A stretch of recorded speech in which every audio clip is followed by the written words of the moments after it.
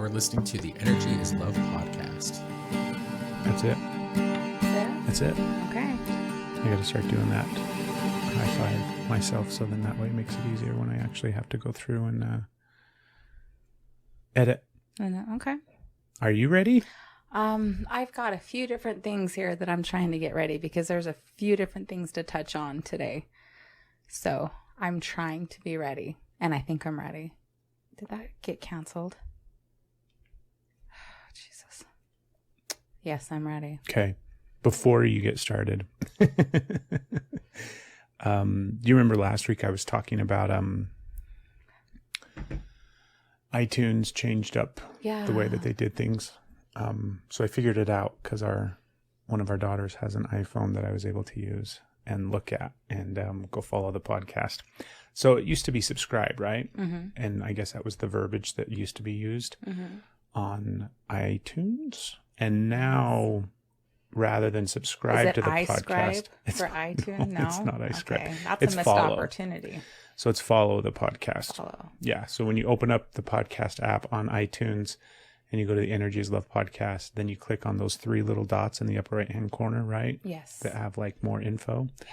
You click on those three little dots and then click follow. Okay. And when you follow the podcast, what happens? Then you just stay up to date on all the new episodes and all that kind of stuff. While you're there, you can also leave us a review. That's incredibly helpful, and it helps all the sciencey tech algorithm things make it so that the podcast is more easily shared, followed, found, all that kind of stuff. So leave reviews when you iFollow. It's not iFollow. You just made something up. I did. I feel like these are missed opportunities. If they have to have I in front of everything, why is it not iFollow? Right. Just follow it. Click on the three dots and click follow, and then you'll get all the latest and greatest episodes of this podcast. So that's all. That's it. That's all I had on my podcasting list was I have a hair in my eyes. commenting about the new iTunes algorithms. I don't know. I feel like we're going to do something kind of cool at the end of the show, though. What are we going to do at the end of the show? You know what we're going to do at the end of the show. I feel like, are we going to announce the winner? Yes. Remember the contest we have for the free 2 tickets? I remember to Brandy Carlisle, August 14th at the Gorge. Yes, I remember that. Yeah, that one. We're telling you who won. We know who won. We know. You're cute. It's episode 250. Here we go. Steph and I have joked and teased about what we were going to do for this big monumental episode. And then this morning it dawned on me. I'm like, oh, it's not that big of a deal. I mean, all of it's a big deal, right? The fact that we have 250 episodes of this podcast and it's been going on for 5 years, and it's been a big deal for us in our life. All those things are really celebratory. Yeah. But I think at some point, it's like the toddler thing where you're like, how old is your child? They're 37 months old. Oh, you mean they're fucking 3 years old? No, they're 67 months old. At some point, we just have to realize that, we can't celebrate every... Do you still celebrate birthdays? Yes. I'm not saying we can't celebrate birthdays. We celebrated the anniversary of the podcast this year. Yeah. But I think we should just celebrate the hundreds. So episode 300, 400, 500, so on and so forth. It's not 250. Not 250. Yeah. But it is cool. And we did joke about doing it naked. We did. As you can. Should we just leave that? Like, are you just listening or are you watching? If you're listening, we're naked. Totally naked right now. 100% no clothes whatsoever. If you're listening to this podcast right now, we are naked. So just imagine whatever you want to imagine when it comes to our naked bodies, recording a podcast episode, because that's exactly what's happening. And if you're watching this, then you should go listen. Yeah. Go listen to it so that you can... On listening platforms when naked. Hear us naked. Naked. No. Obvious. So let's get into it, babe. I know you have some important things that you want to discuss. Some things that are hard, frustrating topics. Yeah, there's a couple of things. I don't know if we should just get into... I guess we can. I came across what do you call a TikToker? Is that what they're called? I came across a TikToker. I'm new to Sounds the right. TikTok. Yeah, I'm the Did you come across a talker? I came across a TikToker. I'm sure there's some fucking name. I think it might be a TikToker. Just a TikToker. I don't know. I came across this page. Shit, I can't remember how to talk. Account. Yeah, profile? Whatever. It's important, so that's why I'm screwing up all the words. It's brought plenty artworks. And on this page... That's the username? Yes, that's the username. And we can do a link in the show notes for that. Mm-hmm. So this user is a survivor of residential schools. And she is an artist and just an incredible person. And on her page, she is not only telling her story, but is also talking to other survivors and putting accurate information to talk about the horrors and the terrorizing just torture that these poor kids went through.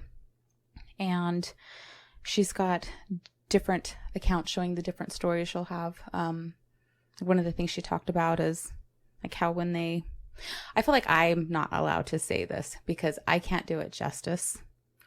And it's not my voice that needs to be heard on that. So I want you to go check out her page and listen to the words from the survivors and from the family and listen to what happened to them. And there's torture that you can't even imagine. And why you can't imagine it, like, I guess that says something too. But listening in the things that she was talking about, things that happened and what they had to go through, just broke my heart in so many ways. Thinking about these little babies and how horrifically tortured they were by the people that were at the schools, by the church that was running the schools, by these priests, it needs to be heard. It needs to be heard from their voices, not from mine. So I do encourage you to go check that out. There's also, she has started, hold on, let me open this up. I know I'm scrambling with my words, but as I realized it wasn't my story that needed to be heard, it was hers, so I couldn't say more. Or I don't know if I'm doing injustice by not saying more. I don't know what to do here. Well, first off, this whole thing that's been going on lately stems from the issue up in Canada that has come to light, right? Where they have these boarding schools. I'm reading up now, and I should have done it before the podcast, so I had a little bit more info. But it's really just a fucking tragedy. It's so incredibly disgusting. But back in the day, they had boarding schools where they literally... They had them U.S. and Canada. Yeah, spread out across North America. I found a website. You found hers, or? No, this is a different one, because I didn't want to go to some, like, U.S. informed website that gave us their version of narrative, right? Yeah. But this is boardingschoolhealing.org, U.S. Indian boarding school history. The truth about the U.S. Indian boarding school policy has largely been written out of the history books. There were more than 350 government-funded and often church-run Indian boarding schools across the U.S. in the 19th and 20th centuries. Indian children were forcibly abducted by government agents, sent to schools hundreds of miles away, and beaten, starved, or otherwise abused when they spoke their native languages. So there was a fact here. They don't know exactly how many children were taken, but by 1900, there were 20,000 children in Indian boarding schools. And by 1925, that number had more than tripled. The U.S. Native children were forcibly removed from their homes, families, and communities. It's just like a nightmare, right? Yeah. And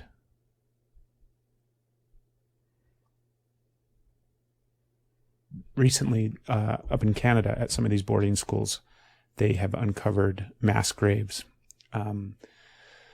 with hundreds of children's remains in these mass graves. 215 alone were found at the Kamloops Indian Residential School in Canada on May 27th, and that's just one. Yeah.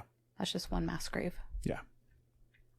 And likely, obviously, there's going to be hundreds more.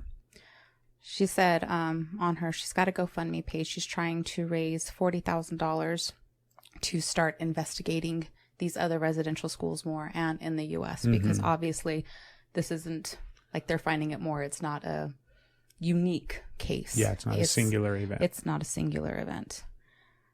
She said there was over 500 Indian residential schools across the United States, most of which were in Oklahoma. It is speculated that 20,000 children lost their lives while in attendance to these schools across the United States and Canada. Due to most of these deaths going unrecorded, the true number remains unknown. Just sitting that for a minute, like killing 20,000 at least children. Right. I don't know how to process that. I don't know how to process that. So I can't imagine having to have lived that and still be living that.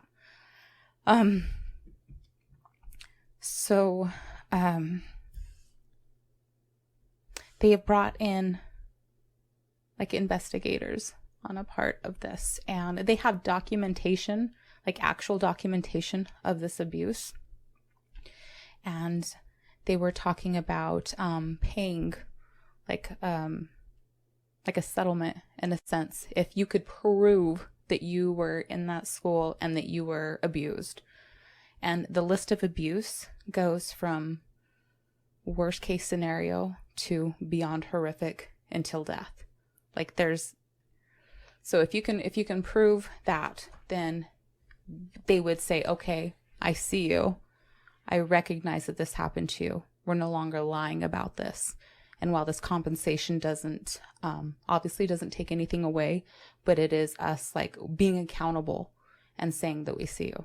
So they get up there with proof. They have documentation. And then when stories are being told, they're still being called liars. And that didn't happen to you. You just want money. And they're still abusing and re-traumatizing. I'm sorry. I just got a little upset and... It's unbelievable to think that, 100 years ago, 120 years ago. This woman is 70 years old. Yeah. She's alive and she's a survivor. Like it's 70 years ago, or like 60 years ago, 50 years ago. This was still happening. Our lifetime. Up until the 60s. And it's like... How is that possible? I don't even understand the thought process behind it. I mean, I'm sure that they had one, obviously. It's not justifiable at all. But it's like, how does that even begin to make sense that you're like, well, let's go ahead and take these kids from their families and put them into boarding schools so that they learn the European American way of life, right? We're going to cut their hair. They can't speak their native language, all these kind of different things. Through severe torture. Yeah. Torture is a good word for it. It's not abuse. It's torture. One of the things that they're trying to do is trying to bring awareness to it to the governments now, so it can be seen, so it can be acknowledged, and they're dragging it out. Of course, like they're waiting for them survivors to die off. Yeah. Like it just, the abuse and torture hasn't stopped. Like the schools may have shut down in the 60s, but it's not stopping. They're still continuing to do this. So I think everybody should go to her page and donate to that GoFundMe and as many places as you can support. That's where I think money should be going right now. It's a good place to start, right? Yeah, it's a start. It's like anything else too, like educate yourself about it. Yeah. I'm not super informed on the entire thing other than the little bit of information that I've seen and gathered. And it's just a long list of things that this country has done wrong over and over and over and over and over again. Not even like, just literally from the very beginning, from the first time that white people landed on this continent in the, boats coming over from Europe in an effort to escape, whether or not this is even factual information, right? Because it's my white educated system of whitewashed lies, information. But exactly. come across to escape religious persecution and then proceed to do the exact same thing. Persecute, punish, restrict, murder and erase. Yeah. Erase. Just somebody that is erase. Just different. It's sad. It's very sad. I was talking with one of our daughters about this, and that dynamic of like,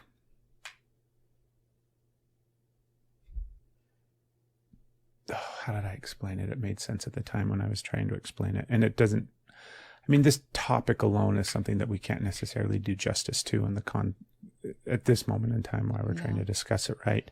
But it's in an effort to bring awareness to it. There's honestly people that are going to listen to this that didn't even realize that this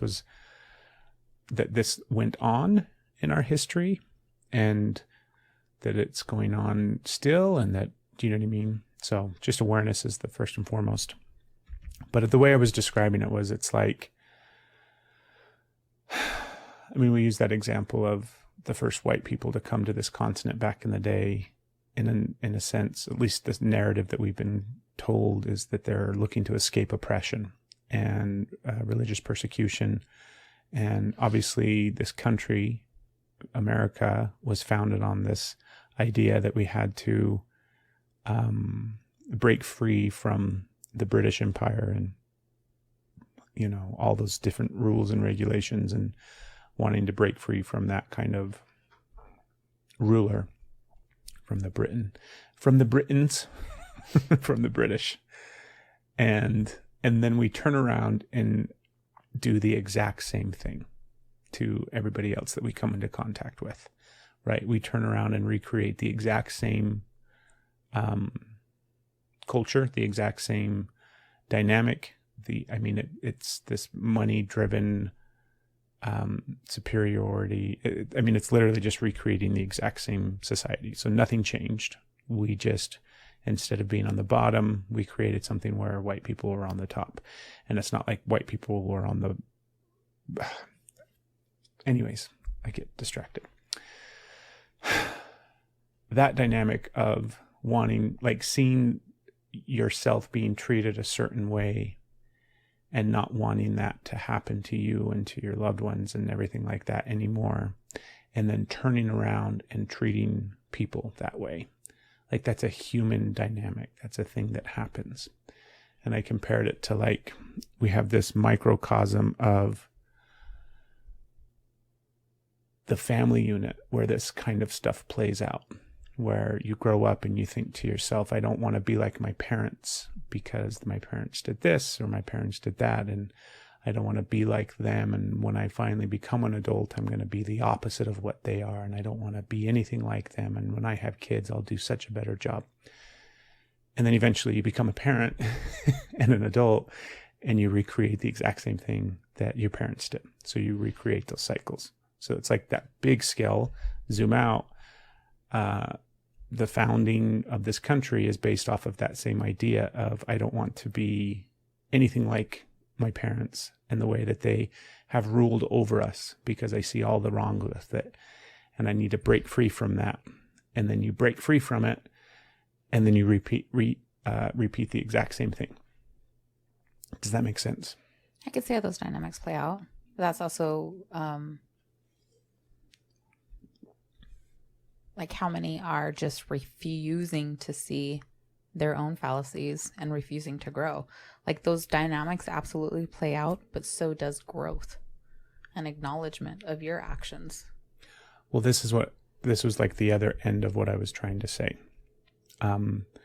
Eventually, some of those patterns start to shift and change, and those cycles are broken.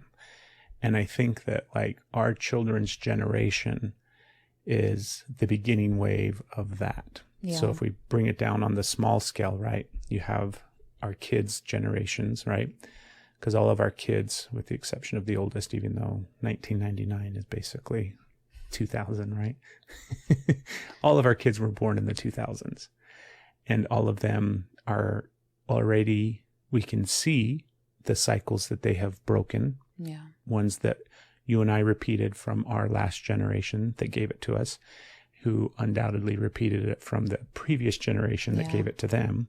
So our children are like the first iteration of these cycles being broken, and they're being broken at a much faster rate than they used to. Like it used to take 4 generations for something to change. And now how do you get that 4 generations? Is that like, where did you get that?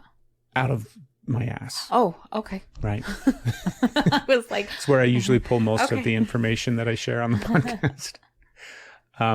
But the way that I think of it, because I think you and I, our generation is also like the beginning portion of it. And that might just be me trying to grandize myself and think that I'm an important big deal. But the cycles that you and I have broken from the patterns and things that were created for us by our parents, we've done that and we're aware of it.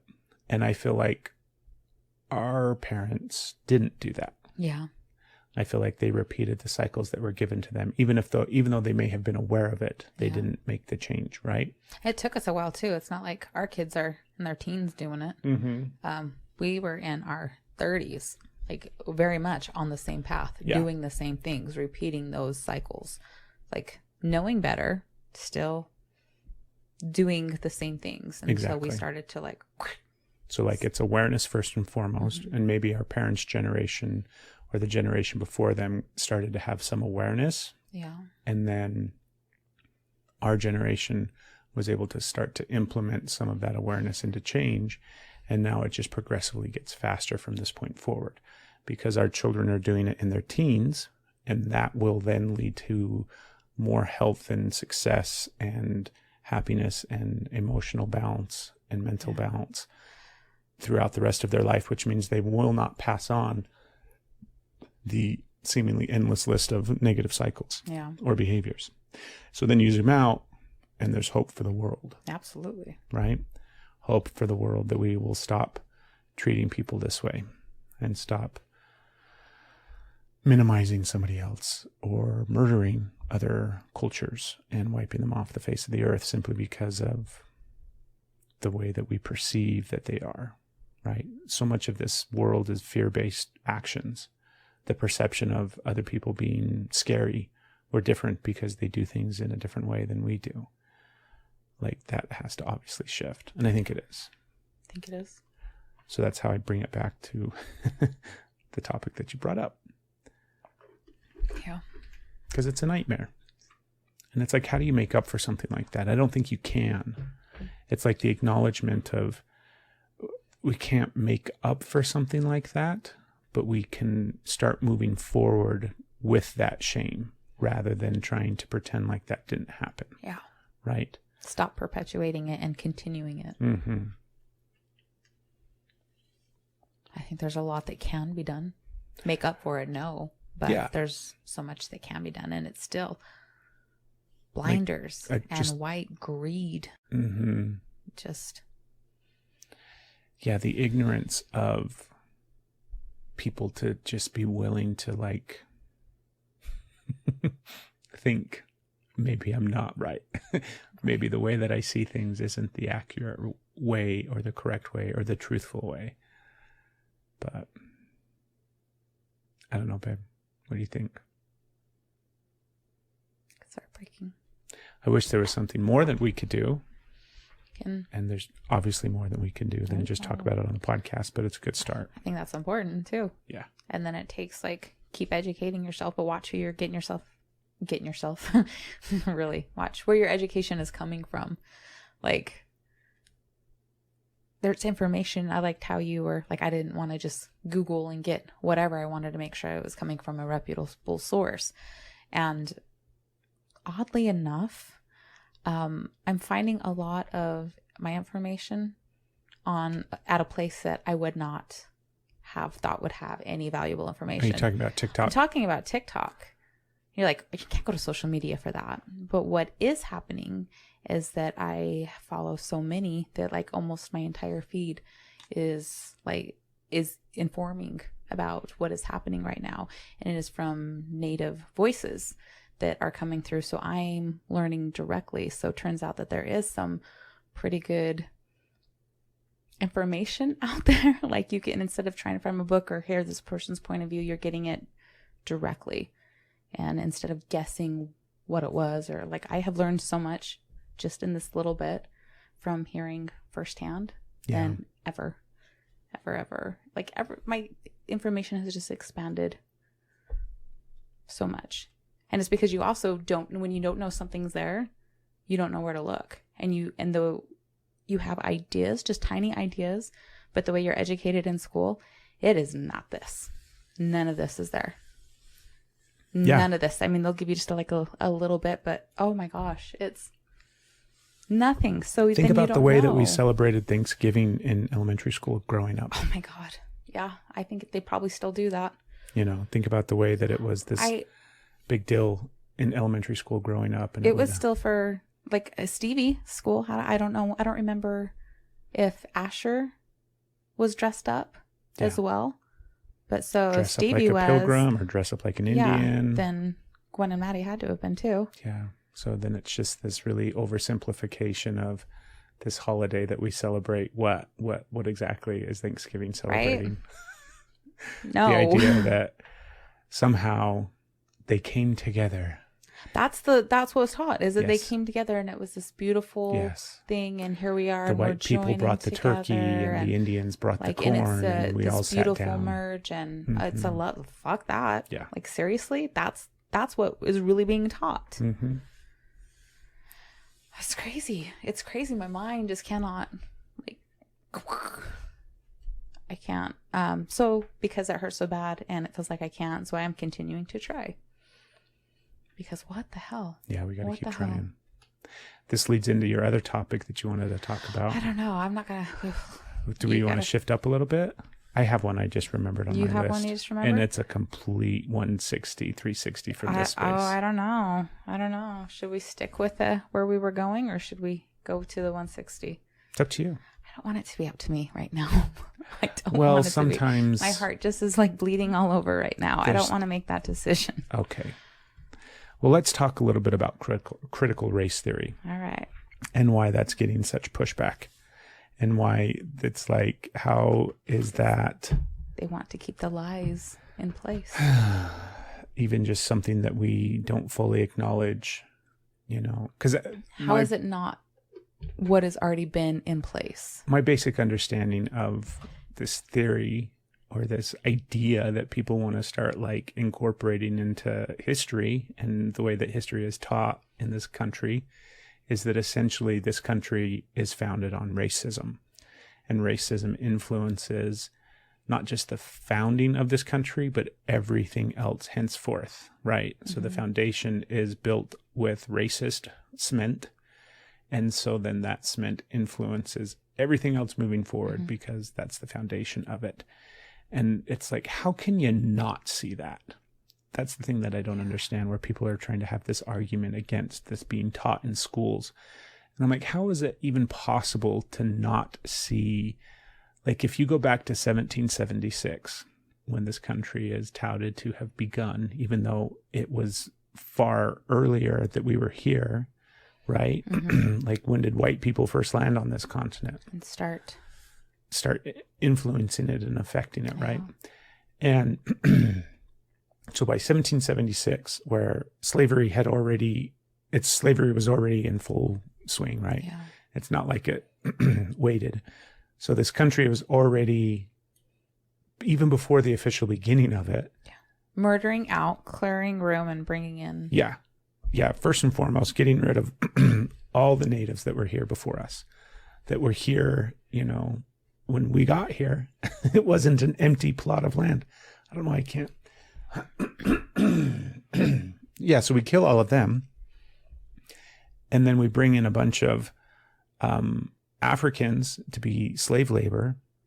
And that whole thing begins. And then somehow we want to try to not acknowledge that there was some racism in the founding of our country. I don't understand why that's something that we're resistant to. Their argument is that that's just going to perpetuate more separation. That's just making more separation. And it's like, more separation. Like, no, there's, so what do you think? I think, okay, so my speculation, right? And this is a very much an anger approach, is that it still comes down to greed. And if things start to become equal and acknowledgement is placed on the pain and the chaos that was caused, then the high and mighty rich white people are going to, it's going to take away. And so they're seen as an attack of their greed. And that's a simplification version that I'm trying to keep my emotions in check, because one of the things that happens if you get emotional, then people quit listening. Who told you that? Some white dude. Just kidding. Like, that's the thing. You get emotional, then you get labeled as erratic, as crazy, of uneducated, and just flying off the handle. But you need to stay calm in order to be heard. Can I ask you something? I'm not saying it's right. I'm saying that this is how the dynamics of it work.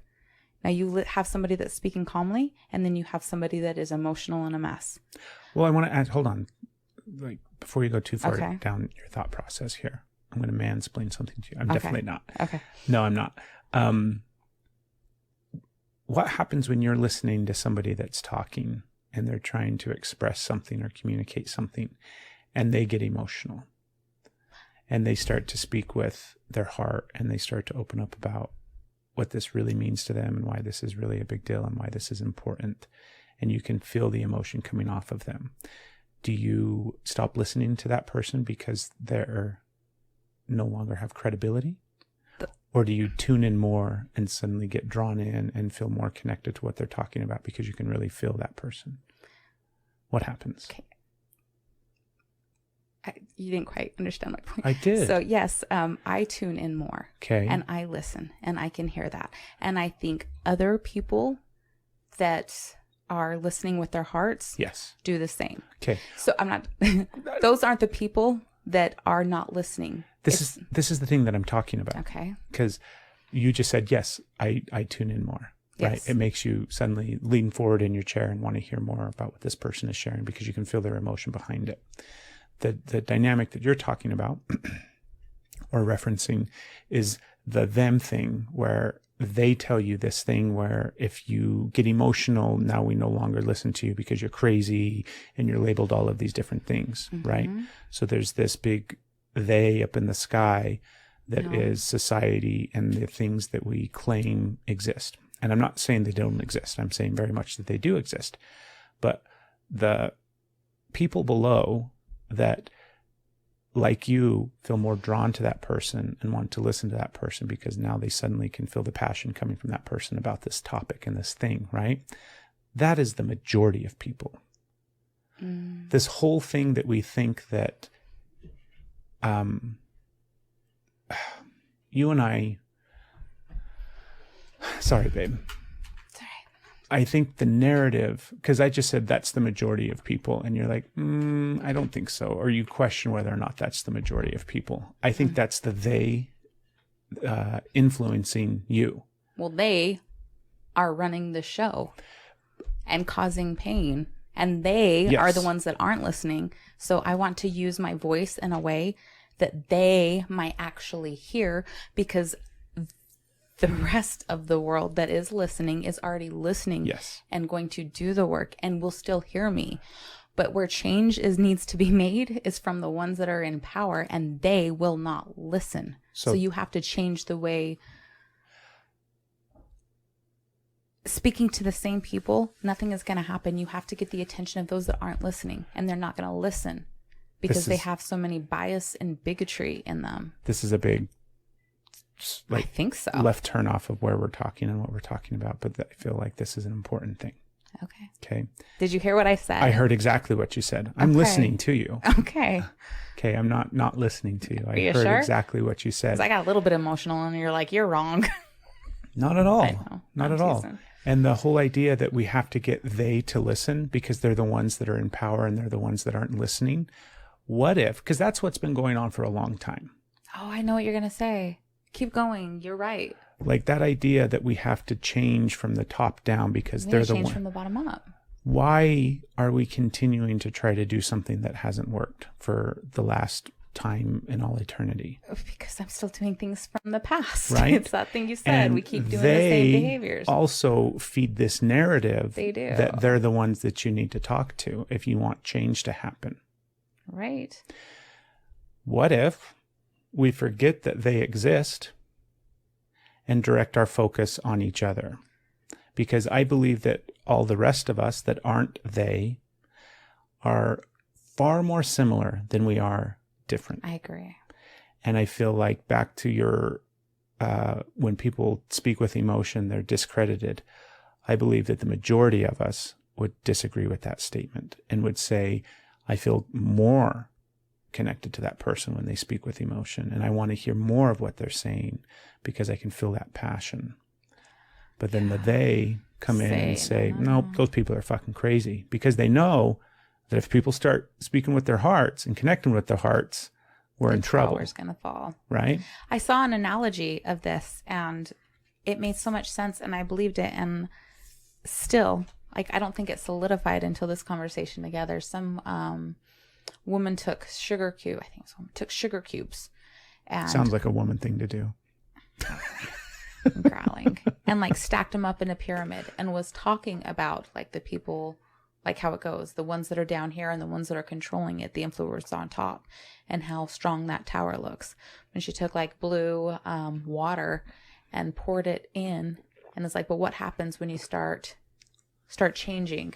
It just like it dissolves and it comes crumbling down. Yeah. So it's like anything else when it comes to like the federal government, or I mean, it literally goes back to what I was talking about earlier, where on the small, tiny little micro scale, it's just a family unit, right? Yeah. We have realized at some point that we definitely influence our children with our actions and the choices that we make and the way that we live our life. And we take that into consideration, right? Yes, we do. But there comes a certain point where they stop listening to us. And now they have to make their own decisions. And they adamantly right? Revolt against us. Yeah. Right? And it's the same thing where the they that we're talking about now represents parents. Your father, your mother, represents the parents. Makes me even more angry. And then like us below are like mad at our parents, mad at the they because of the way that they run things and how toxic it is and how terrible it is. But yet we still go to them and be like, can we do this?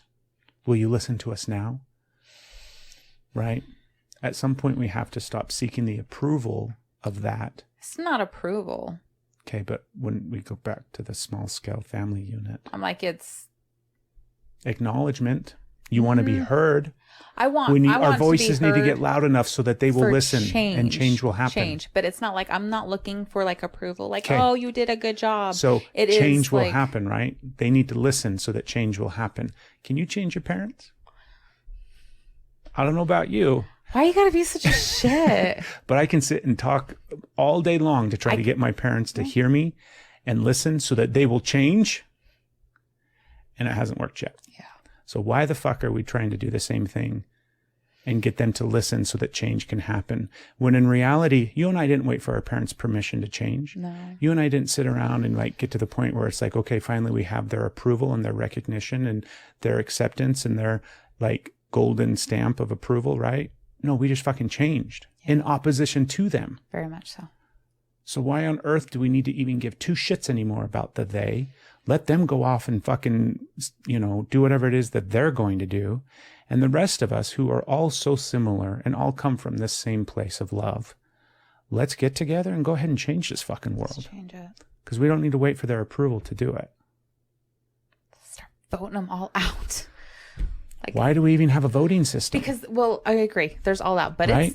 It's there. So, but that's the acceptance of the they. Can I say anything right? I don't know. You're saying lots right. Jesus. Your husband is just playing the opposite side. Well, you're bringing really good points. I don't know. more expansion in my brain to make that happen, because there's still a lot of chains and conformities that I still feel prisoner to, that need to be broken, I guess. Because I'm like, I mean, I am glad there's a voting system, even though it's fucking broke, because otherwise we would just have the same person.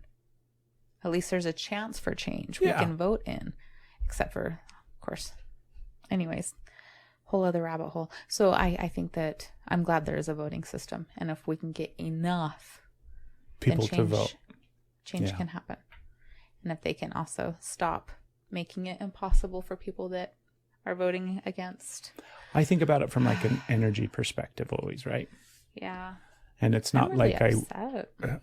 That's okay. It is okay. I'm just like being aware of like how difficult it is for me to speak right now and get my thoughts out, and I hate that. Mm-hmm. I hate that the more upset I get, the less I'm able to talk. What do you think that is? Regardless of what that is, the comparison is like, and I have all the privileges, you know? And I am finding it hard to talk and getting upset and getting closed down and feeling like, what can be done?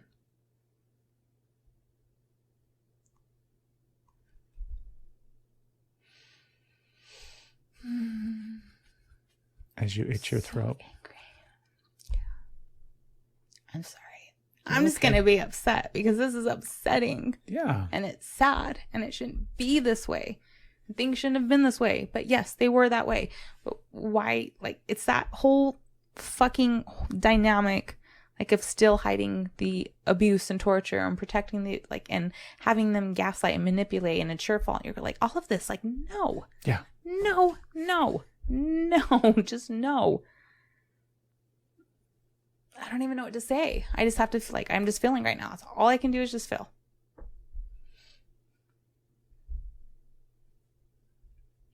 I'm probably going to cry as soon as we turn off the camera. I'm trying so hard to not right now. Because if I start, I'm just going to boob all over the place because I'm so sad. It's okay. Oh, I'm so sad. It's so fucked up. It is fucked up. It's fucked up what we do to each other.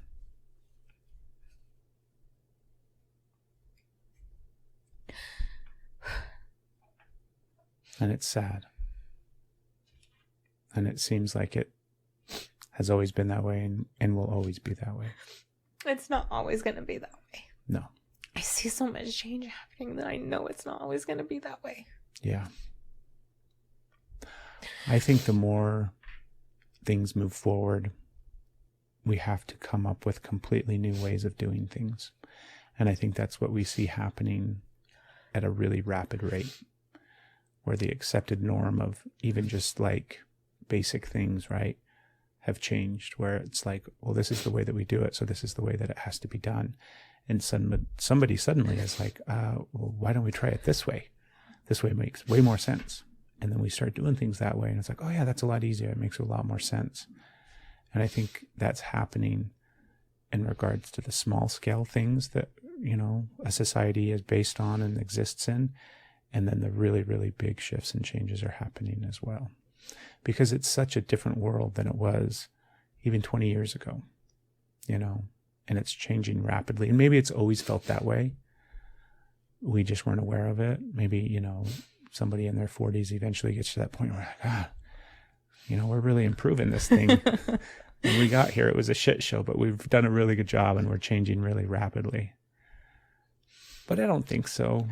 Otherwise, why the fuck are we still the same that we were 500 years ago? You know? But these things are, I think, speeding up. And honestly, I think, you know, technology is the reason for it.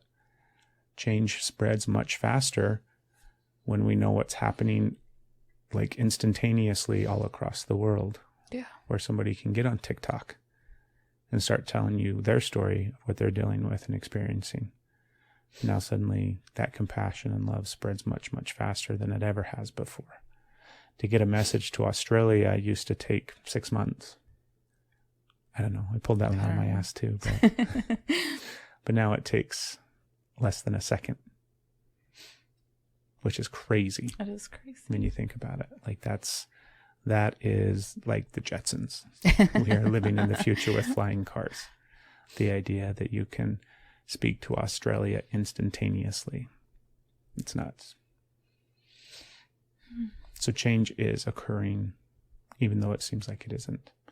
And I think more often that we can look at a situation and not, like, if the situation that we're looking at results in the solution being we have to do the same thing that we've been doing for the last 20 or 30 years, then we probably need to keep coming up with a new solution.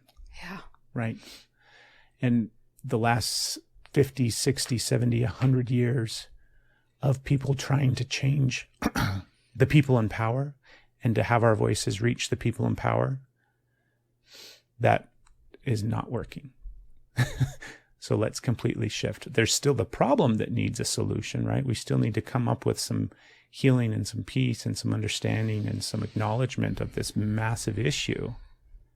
But if we're trying to implement a solution that's been based off of the last 100 years and still isn't working, I mean, it's one thing, toilet paper they perfected, right? Mr. Toilet Paper Man got that right out of the, like, first swing, he hit it out of the park because it hasn't changed in quite some time. Luckily, he came up with it because I think we were probably in a lot worse shape before toilet paper. But that's an example of something that's worked and hasn't really changed. So we don't need to worry about toilet paper.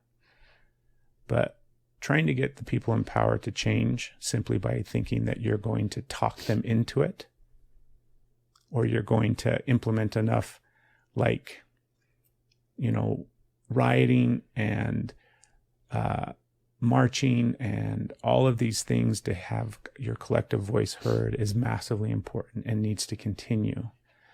But shift the focus from this is our collective voices that we need to get loud enough so that the people in power will hear us, to something different. I don't know what the answer is. I just really believe that that's not the answer. Clearly it hasn't been, right? Because it's not working. Yeah.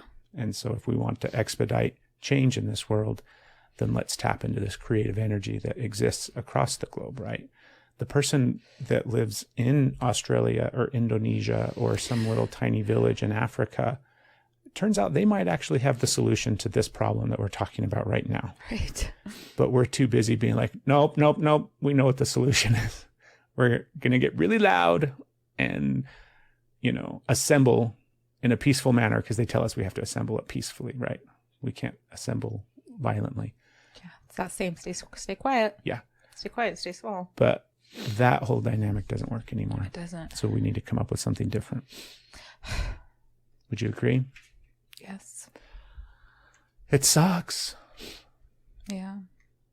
But I really like my analogies throughout this episode of the whole family system and your parents and how it's the small scale version of this massive thing of culture and society and the globe, right? Yeah. Where there is this imaginary thing that is in power and we all have to try to get that thing to change somehow. Well, the way to change anything is, right, to start with yourself. Yeah. There's so much there. Yeah. Yes. We realized as parents that if we wanted our children to have happiness and emotional health and to be balanced and have healthy relationships and all of those things when they grew up, then we had to do that ourselves.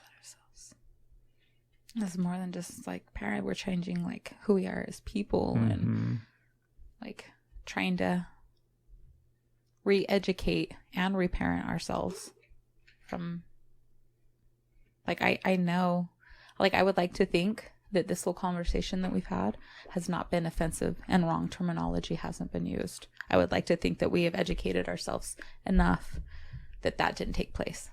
But I've also learned enough to know that's not the case. Guaranteed we fucked up throughout this whole thing. That's okay, right? We're trying. And we're going to keep trying. Our hearts are obvious, right? The intentions. Yeah. We didn't have this conversation and, you know, have moments that were offensive to some people because we're trying to hurt people or we're trying to be offensive or, you know, it's an education issue for sure. We are still learning. You know, But at the end of the day, I think it's okay to make mistakes. That's what a lot of people, I think, get stuck in. It's okay to make mistakes and be where wrong. It's like, I don't know what to say and I don't want to offend anybody and everybody's going to get offended. So I'm just not going to say anything. Which is just as damaging, if right? not more. And so it's like, go ahead and say the wrong thing. Go ahead and do the accidental offense.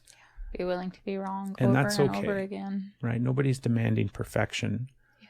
But we definitely demanding like acknowledgement and awareness.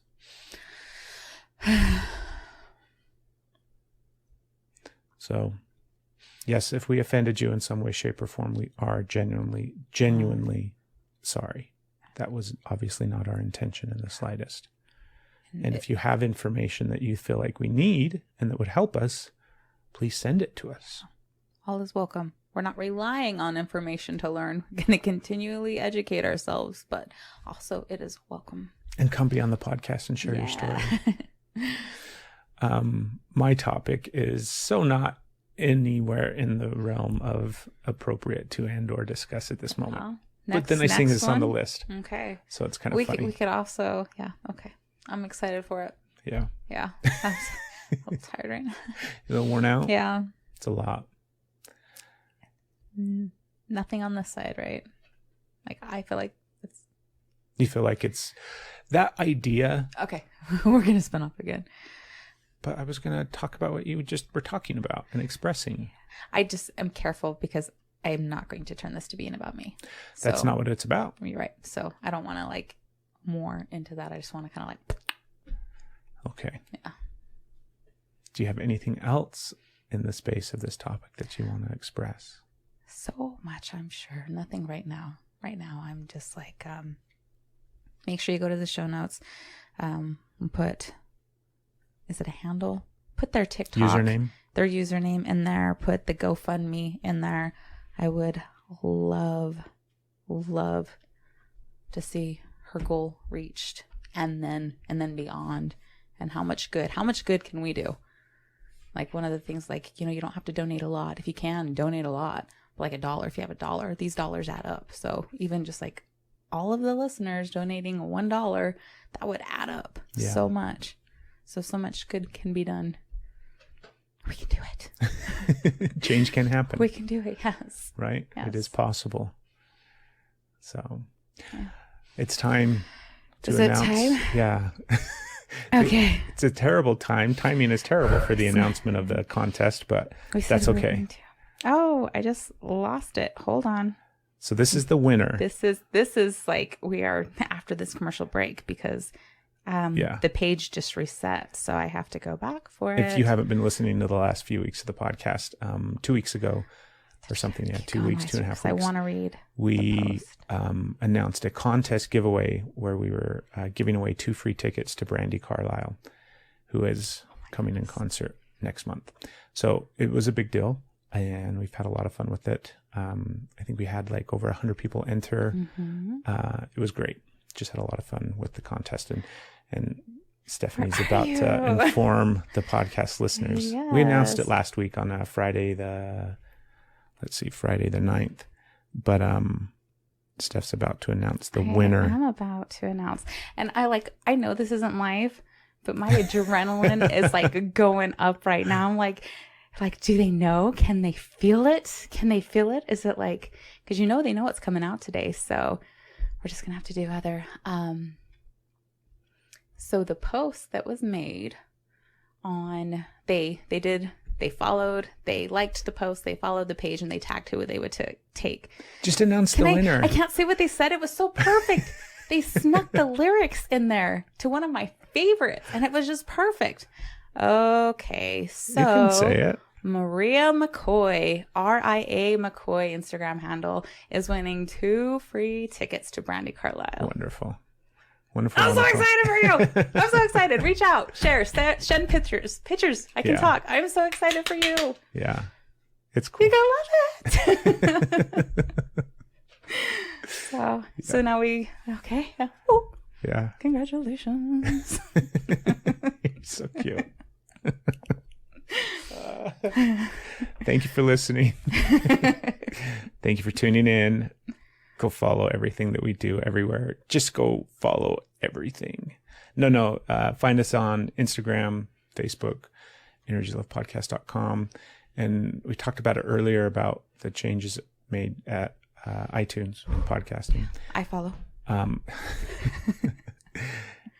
What was I going to say? I'm sorry. It's okay. We talked. Shoot. I'm sorry. It's okay.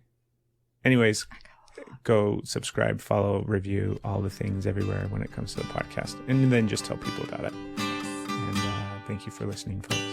Tune in next week to learn about what Craig's topic idea was. Yes, I'm excited.